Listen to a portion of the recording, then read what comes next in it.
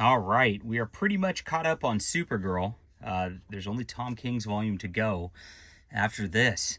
I've read all the way through, starting back with the Daring Adventures of Supergirl in the 70s to every single collected edition to present, and it's pretty excited to get done with this. A lot of it was really rough to get through, but honestly, ever since it got restarted in these volumes here, this is volume 3 of the current volume. This is post Rebirth, since and this goes 34 through 42. I think it started in the mid-20s.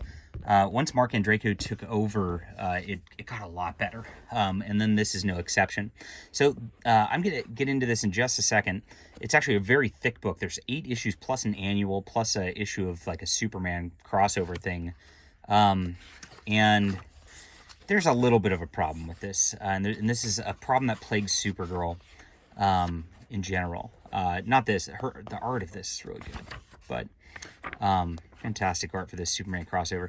Supergirl finds out that her hometown's basically been destroyed. The people she's been living with at the Department of Extraterrestrial something, DEO, can't remember, which is part of her Supergirl TV show, are gone, and there's this like Leviathan group who's responsible for that. So she goes and tries to find out what Leviathan is. Who did the art on this? Does it even say?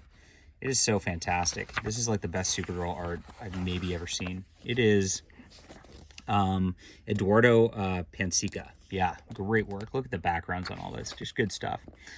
And so she's hunting them down. Meanwhile, Brainiac has found the Fortress of Solitude and is looking to like install himself into a Superman or Supergirl, whoever. And she investigates through all this stuff and finds these Leviathan people. This is a pretty neat little design here for Brainiac's little screw up here.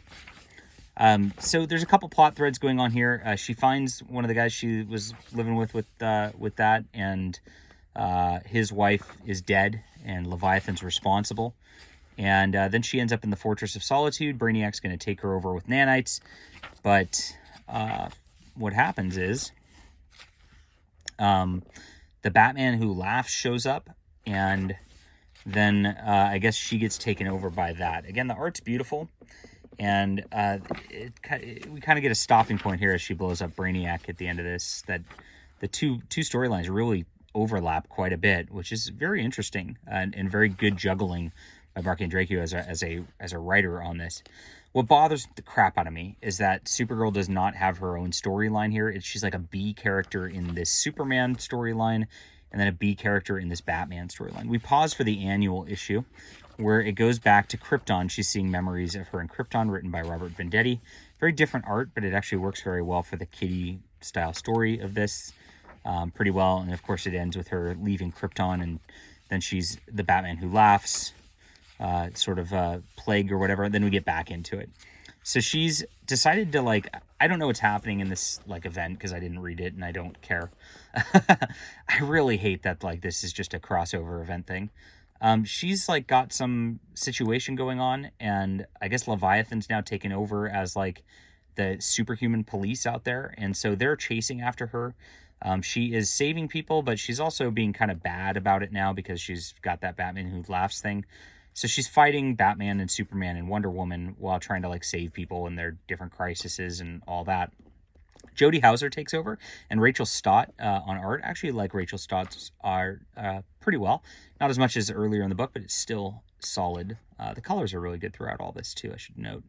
Jody Houser's writing's very different. It's much more, the pace slows down in some levels, but it also speeds up in a lot of levels. She's got very sparse dialogue, which I like because I can plow through this faster. And since it's just a crossover with other stuff, there's not a ton to it. It feels like this is almost Supergirl filler for the background Batman Who Laughs story as it goes through.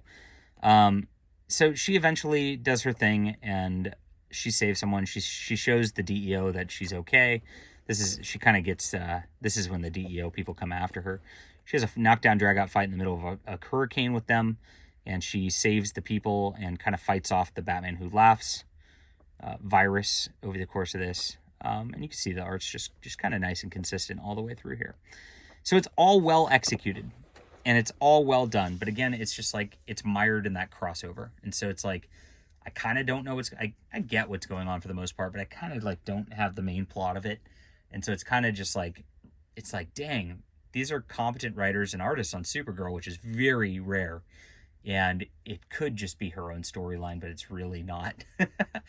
And that's it. I guess it's meant to inspire you to want to read the other events and stuff like that, but I don't. So that's it. So I'll call it a 7.5 out of 10, just because like that plot line really does require a lot of like kind of knowledge of the DC universe, and it's kind of rough. Art is fantastic. Like I said, the writing's well executed by everybody involved here. I just wish this would have been its own thing, and wish it would have continued too. So I could have saw what would have been if we just had Supergirl stories and not Supergirl reacting to DC Universe event stories. All right. Leave a comment down below with what you think. Hit that like and subscribe button. We'll be back soon.